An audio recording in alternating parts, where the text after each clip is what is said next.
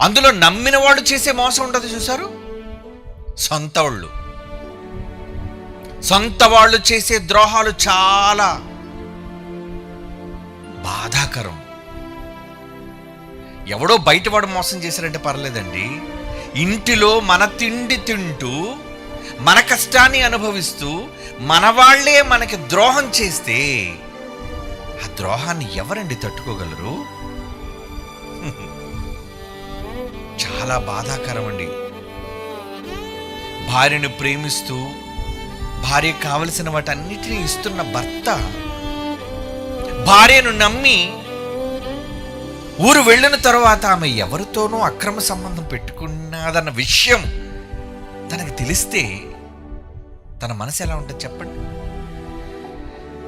తన భర్తే సర్వస్వం అనుకుని తన భర్త కోసం ఈ జీవితాన్ని త్యాగం చేసినప్పుడు తనకంటే వేరొక స్త్రీని ఎక్కువగా ప్రేమిస్తున్నాడు అని తన భర్త కోసం ఒక భార్యకి తెలిస్తే, తాను మోసగింపబడుతుందన్న విషయం ఆమె తెలుసుకుంటే ఆమె మనసు ఎలా ఉంటుంది?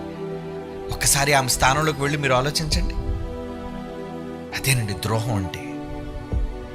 మోసం, వెన్నుపోటు. నిన్ను నమ్మాను, నమ్మిన వాళ్ళకే విషం పెట్టి చంపటం అంటారు దాన్ని.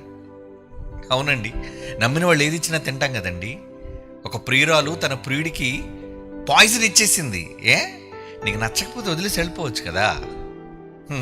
కానీ వేరొకడితో అక్రమ సంబంధం, వీడిని చంపేయాలి, వీడికన్నా బెటర్ వాడు, వీడికన్నా వాడి దగ్గర ఆస్తి ఉంది, ఉద్యోగం ఉంది, ఇల్లుంది, కారు ఉంది, మరి వీడేంటి ఏదో ముందు తప్పు చేసి ప్రేమించేశాను.